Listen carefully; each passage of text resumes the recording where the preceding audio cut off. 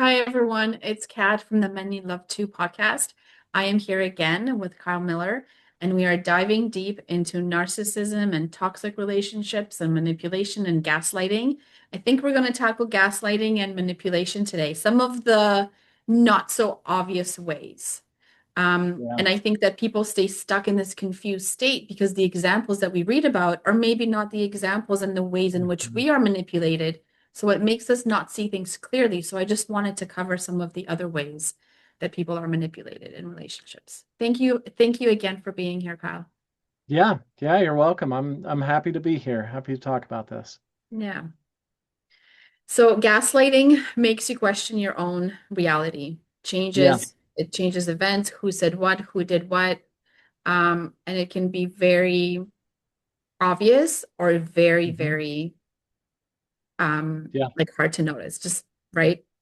Yeah. You want to talk about Yeah. that? Yeah, absolutely. I think gaslighting it's one of those things that everybody is throwing around right Yeah. now. And if anybody lies at all, then Yeah. they're obviously gaslighting. Yeah. Or they And forget one little thing. It's like you're gaslighting me. yeah, Right. yeah, yeah. And that is usually most often not gaslighting. Yeah. What gaslighting is when they double down on a lie and then make you question your own reality. That's what real gaslighting actually is. And it, it can be subtle, like you said, or super severe and obvious.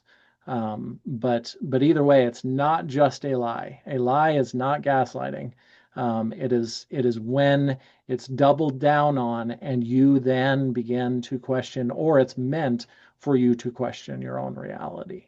That's when it's actually gaslighting. Yeah. And it starts with little things, right? Like, Yeah, oh, you didn't tell me to do this. And you're like, oh, that I did. Okay. yeah, Right. You move yep, on. You're like, I guess I'm forgetful. yeah. Then we have you convinced that you're just always forgetful. And then that just makes it really easy because you're like, wow, like my memory's getting bad. Like I didn't realize. Mm. Tell me more. Yeah, yeah. Um, Yeah, yeah, I had one of the things that happened. I was working for someone as I was getting divorced, at the end of the relationship and getting divorced and everything, and he had told me multiple times. He said, never hire a guy going through a divorce, and I was like, huh, that's yeah, okay. Why are you? And he said, oh, well, that's we had this guy and whatever, and he, so he tells me this story about this guy going through a divorce, and he just couldn't keep it together and couldn't work and all of that. So he's told me this story many times, and he'd say that statement. And so then finally I got to where I was actually going to get divorced. And he'd been a friend and supportive and all of those things. And I said, well, I'm actually getting divorced. And he said, well, what are you going to do? And I was like, well, I'm going to get divorced. I mean, what do you mean? mhm. And he said, well, I just don't know what you're going to do. I mean, what are you going to do? And so, this went on a couple of times, and I was like, I'm gonna go to work and I'm gonna get divorced, and I don't know. And he said it again, and I said, well, I mean, I'm gonna continue to come to work. I mean, unless I need to find another job, then I could do that if that's what I need to do. But I'm planning on just, you know, getting a divorce and coming to work and living my life. And he said, well, who said anything about that? And I was like, I'm taken aback because I'm in the midst of it. I'm like just figured out that, oh, I'm getting divorced now. And then tell him and thinking that I'm going to get support. And he's like, well, I mean, what are you gonna do? And I'm like, well, come to work and, unless I need to find a different job. Well, who said anything about that? That is gaslighting. And that's the And flip that now he made you the crazy one, yeah, right? Like, where yep. are you going with this? Yeah, yeah, yeah. Questioning continually over and over. what are you going to do here? What are you going to do about work? All of those questions. And then I say, well, I guess I can get a different job if that's what I need to do. Mhm. And then coming right back, whoa, well, who said anything about that? Seeming very caring, And who said, shocked that you would yeah, even say that. shocked. Right. Oh my gosh, yeah. Why would you think that you would need to get a different job? Yeah, that's very, very clear gaslighting there. But I didn't realize at that time that was it took a little bit of time for me to put those pieces together. But Yeah, and it's happening at a time where you're already dealing with another yep, situation where you're yep, questioning your own reality, you're questioning yep, everything. And now this yep, person that you thought you could count on that was like your friend yeah, or could be a yep, support was doing the yep, same thing. And you're like, is this me? yeah, yeah. Yeah, questioning everything in your reality, which you're already, I mean, if you're going through a divorce, you're probably questioning everything in your reality already. Yeah, But that just makes you question yourself that much more. yeah. And I think we all forget, like, if you've ever had a heated argument with someone you love, Hmm. you know what I mean? We've all said Hmm. things that we wish we didn't say. There's Hmm. there's, some heat and some passion there. Um, and I think when you're healing and you're in like the recovery phase of that and you're trying to Hmm. repair the relationship, Hmm. you go through this, you have this big blowout and you're like, hey, like, well, you said this and you hurt me, and like, I'm sorry for saying this. Hmm. But it's like if you always remember, because you know the things that hurt you, right? And I know that Hmm. it's his side, her side, and there's always the truth, Yeah. right? Like Oh yeah. we don't always Yeah. remember word for word. We remember the Yeah. feeling of being hurt in that moment.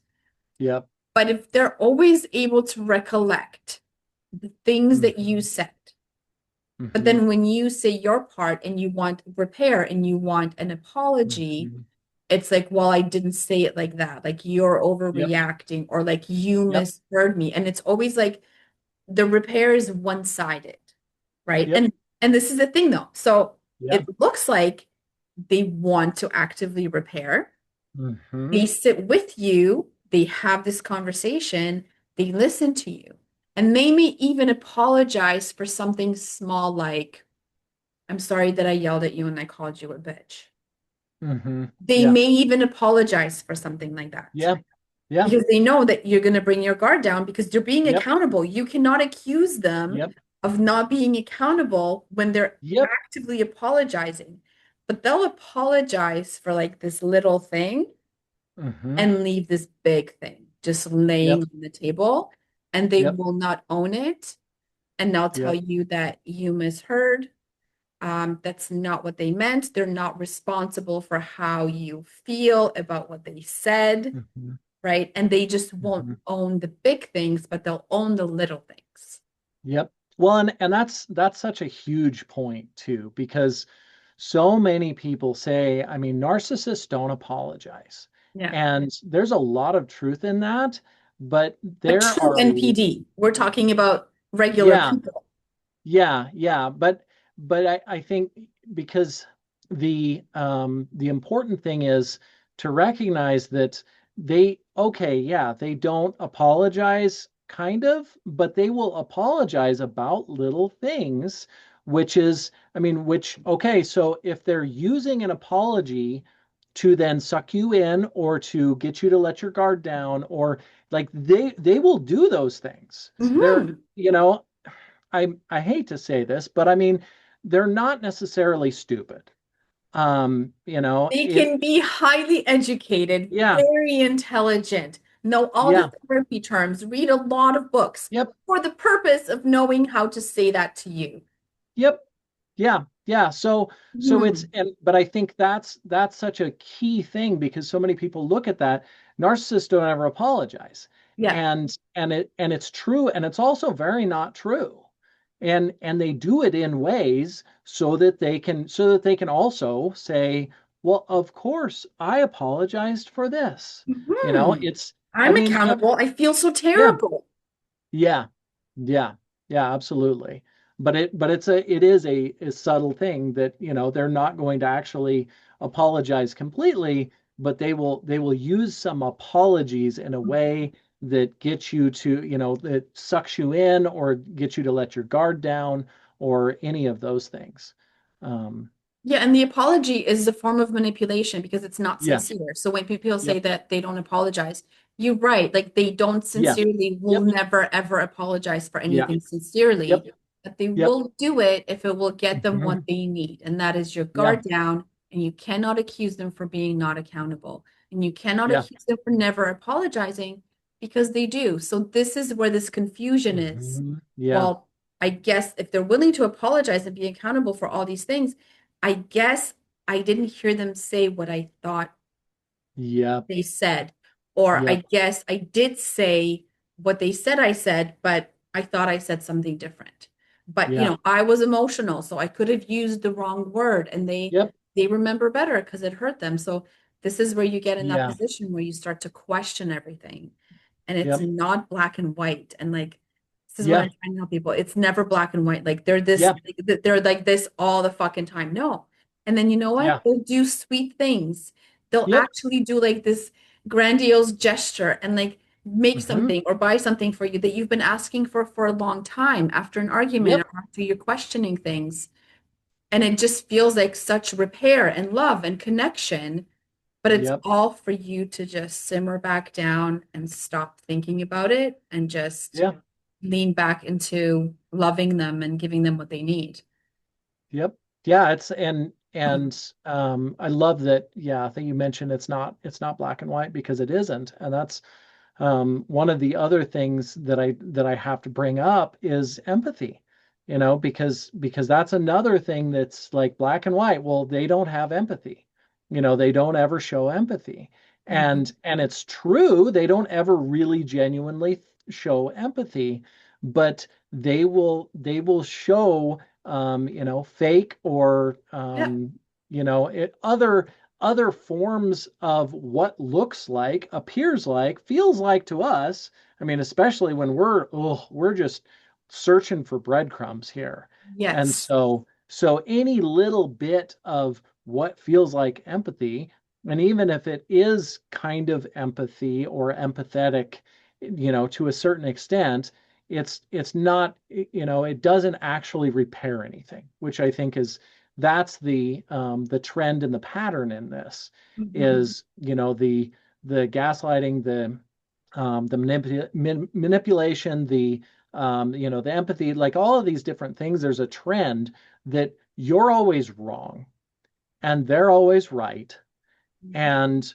and then they use all of these things in subtle ways so that you can't, essentially, so that you don't ever have anything that you can say they did this. They and Yeah. so they want to, I mean, it's another way that they can avoid accountability, is never having a concrete thing for you to be able to point to and say, this right here, you did this. And even when we have that, right, they're going to deny that. So 100%. yeah. Yeah.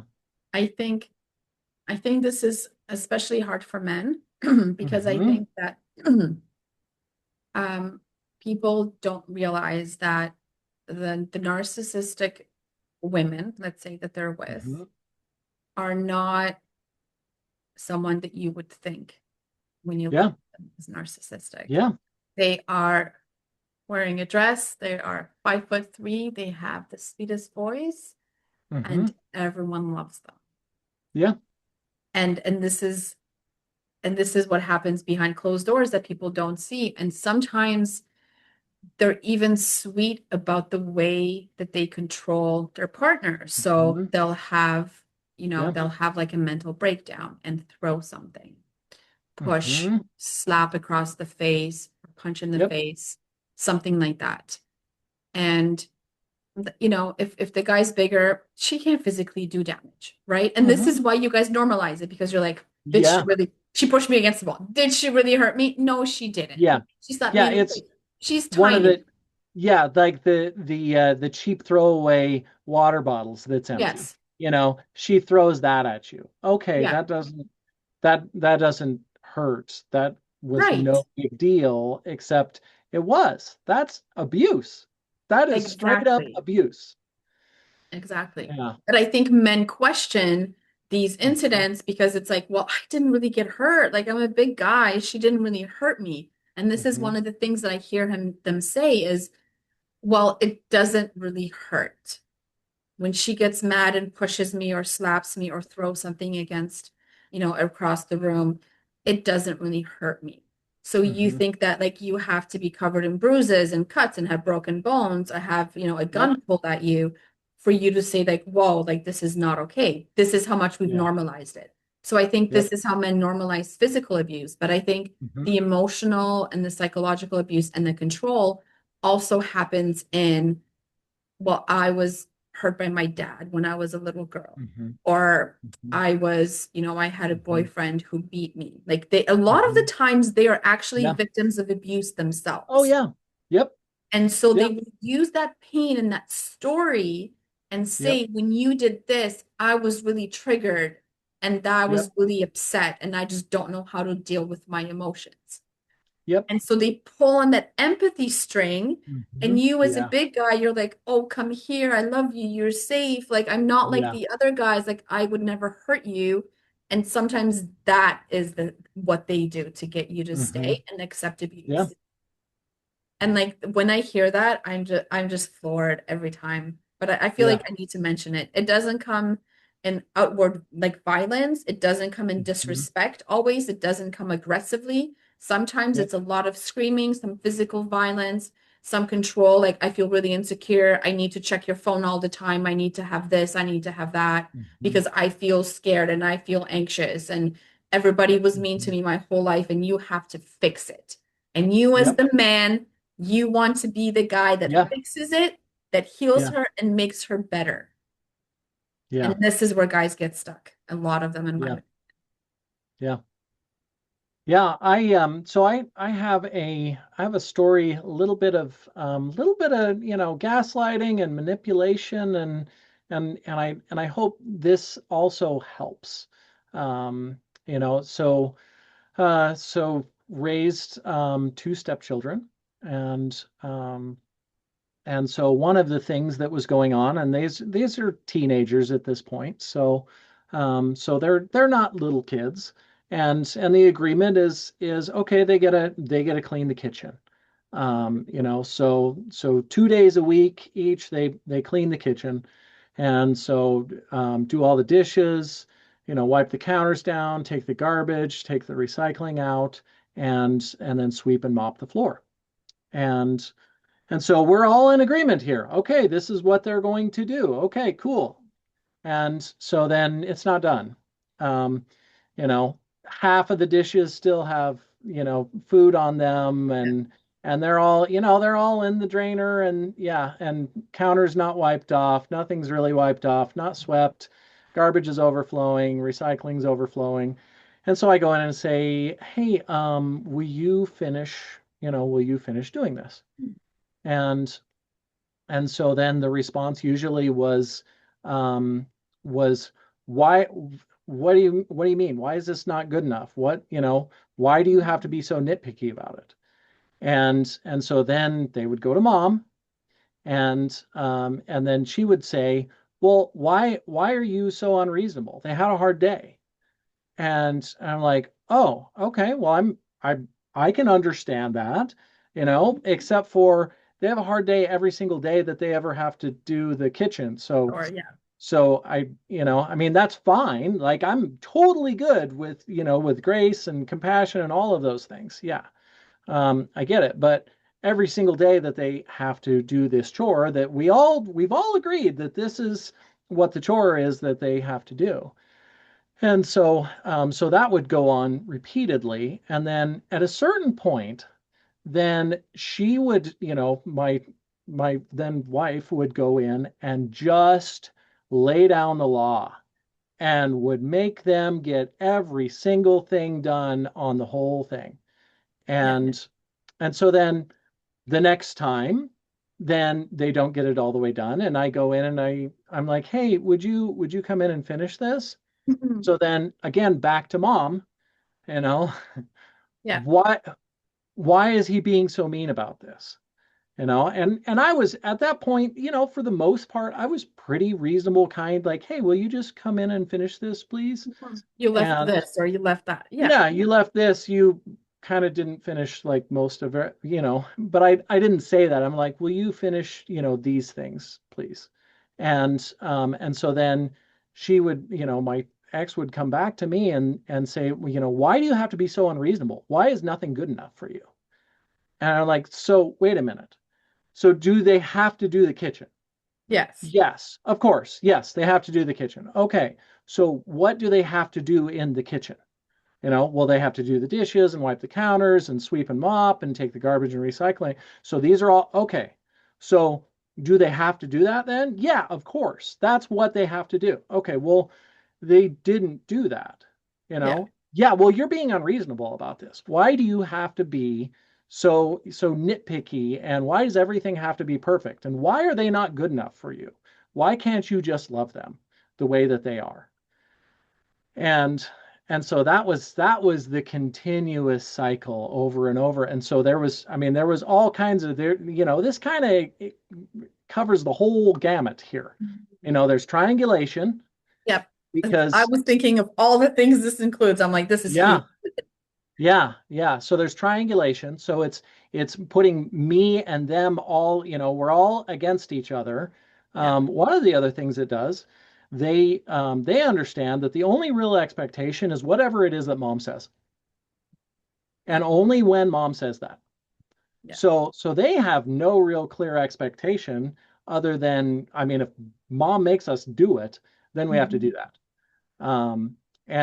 And then the other, one of the other thing, the gaslighting, obviously, uh, because we get clear on the expectations, but then my expectations are wrong. So I'm then questioning And you're the myself. problem. Am I being unreasonable here? Yeah, the trend and the pattern, of course, I'm always the problem, because I need to just not say anything about it. But yeah, and the manipulation of everything, the manipulation using the kids to manipulate abuse against me and against them as well. Truly. Because they don't have any understanding of whatever the expectations are other than whatever mom says. So it's literally setting them up for failure in their lives because they're not held accountable for anything except for occasionally sometimes, which means that, they go out to a job or they go to school or any of those other things.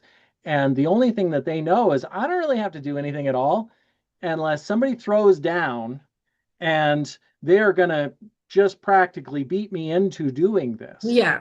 And then I have to get it done. But otherwise, I don't have to do that. Yeah. I think the worst part about that story, and I mean, they're teens. I have teens, Yeah. right? You want to teach them this shit Yeah. because like, where are they going to be Yeah. in life? Yeah. Right? And Yeah. they're not little kids, and you're not asking too much. They should be fully Hmm. capable of doing all those Yeah. chores by themselves. And I mean, it Yeah. should get gradually better over time, right? It's not going to be Yep. perfect in the beginning, but it should at least all be done. Yeah. But the most painful thing I heard in that is by undermining you, asking them nicely to do it and not Hmm. backing you up. She Yep. A made you the bad guy, Hmm. right? B, when she said, like, why are you so hard on them and why can't you just love them? She was just putting a wedge Yep. between you and her kids. And it was always going to be you guys are on opposite sides. Yep. And this is why children need fathers Hmm. because men bring the discipline and men bring the other aspects that as we as Hmm. single moms just cannot give our children.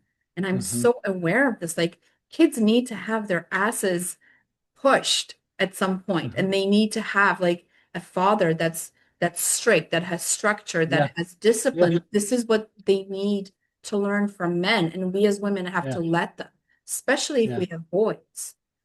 So I mean, the fact is that you were trying to love them through teaching them accountability and Yep. responsibility, and you were being compassionate and doing it in such a sweet way, And yet you guys were just put on opposite sides. And you were, and then by Yep. saying like, oh, well, why can't you just love them? Makes you Yep. feel bad about everything. Like you're the bad guy. And now you're Yep. trying to win their love back because they must feel unloved by you. Yeah. Like to Yeah. me, that's the most painful part about what she just did. Yep. Yep. And what they're, and what they then said later, of course, is that I did never feel loved because that was very strategically programmed in that what I was doing was not loving. But you were. And I Yeah. just want you to know that you were loving them and I can see that. Yeah. Yeah. Yeah. Thank you. So I'm sorry that they couldn't see it. Yeah, it's okay. This is another one of those things, and this is probably a huge thing for so many people. At this point, I have a really good relationship with them, Mhm. but they don't have a relationship with me. They know very much that there's no expectation, and the door is always open. Mhm. And for anything from me going to counseling with them so that they can get support, all of those things. And I just don't, if or when I ever reach out, I always make sure that there is no expectation that they could feel. They just, because my job, and I told them this throughout that time, my entire job is to make sure that you're okay at whatever point it is that I'm not here. This is our job, is to prepare them for life, Yeah. for when we're not here, so they can be happy, fully functioning adults that can take care of the Yep. next generation. And by Yep. you making sure they could do this one chore consistently, you Yeah. were literally loving them in the best way. Yeah. Yeah. Well, Yeah. lucky to have you. And I hope one day they realize it. Yeah. Yeah. Me too. Yes. I think one of the and I think this is one of the hardest things, with letting all of because we want the connection. It's like we raise these kids, whether they're your biological or stepkids or anything else. And there's a lot of times when we're alienated from them, and with a lot of people, unfortunately, that and naturally so, we want to then lash out or guilt or shame them, and it's not something that's ever helpful. Yeah. Um and it still sucks, it hurts, it's not, but we will never gain them back in our lives by throwing shame and judgment on them. And no matter what the situation was, Yeah. they're with most of these situations, the kids are being manipulated just as much, if not even more, than everyone 100%. else. So they're, I mean, I hate to use this, but at the same time, we're all being victimized in these They are very relationships. much victims too. And Yeah. because you're out, if they, for as long as they stay with the mom, they Yeah. won't start to unravel that until way many years past, like when they've Yep. moved out. So it's like you Yep. have to give them that grace and say like they're still under it and it's still not safe Yep. to open your eyes to this, and they will Yeah. do it when they're out of the house and they're safe emotionally Yeah. to be able to do that, or they see it affecting Hmm. their marriage or their kids and they're like, Yep. whoa, this is not good. Yep. So I mean, Yep. it's their lessons, and yeah, they are absolutely victims as well. Yeah. Yeah. And that's the safety. I think that's one of the important things too, is that even if they don't agree with the toxic parent, a lot of times there is no way that they can even acknowledge that they don't agree with them because they don't feel safe. And so they're, I mean, they're in survival mode. And it's hard for us to see because it's like, why can't you just see that they're doing something obviously wrong here? This is very wrong. And they can't acknowledge that because it's not safe for them. So even if they were consciously aware of it, they couldn't actually acknowledge what was happening because it's not safe for whatever reasons, physical, financial, emotional, in any of those reasons. And so just I mean, just know that that they may get it, they might not get it, but either way, unless they are away from that person, like really away and not relying, they have their own life and they've moved on, unless they are in that situation, they cannot physically, physically, emotionally, mentally acknowledge that because it's not safe. It creates everything for them to be unsafe in their lives. I hear you. Um, I have a lot of clients who are going through parental alienation, so they haven't seen their kids, right? And this is because the other parent's toxic, turning them against the children Yep. against them. And I can't relate to that on a like an adult level. Like when I went through Hmm. my divorce, my kids were always with the two of us. Like we had a very peaceful separation. Everything was Hmm. great. But my parents, I lived with my dad from the age of 9 to 13, and then Hmm. my parents were together for one more year, and then they split up, and I was with my mom. But as a child, I remember both parents using, now that I look back and I've learned all this stuff, Hmm. I remember they were using certain tactics to get me to hate the other parent. They were Hmm. telling me things I should have no business knowing as a child. They were even Yep. showing me evidence. And it was one of those things I had to really forgive myself for because I Yeah. then became mean to each one of the parents when I was staying Hmm. with the other parent and I was being Yep. manipulated. So I was being mean to Yep. my mom and then I was being mean to my dad. And it Yeah. was just like they were putting me in the middle and they were forcing me to take sides. And again, because of Hmm. who I was living with, even if I agreed, I had Hmm. to choose that parent's side because I was depending on them for safety, for food, for Hmm. shelter, for everything. And it didn't feel safe to be able Yeah. to disagree in any way. So, like, I actually experienced that as a child. And it was very Hmm. difficult. And I really hated myself for a long time Hmm. for being so easy to manipulate and for the Yeah. ways in which I behaved towards both my parents at some point.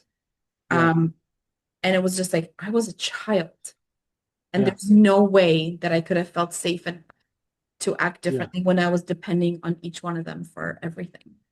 So Yeah. I tell like fathers that are, that are not talking to their kids, if they're living with that partner Hmm. that you had a toxic relationship, then they are a victim and they're being Hmm. manipulated.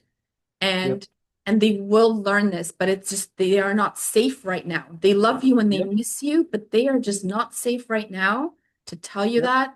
And they have to participate in whatever that parent is doing for them Yeah. to be safe, for them not Yep. to get the wrath of Yep. their rage when they're mad, Yep.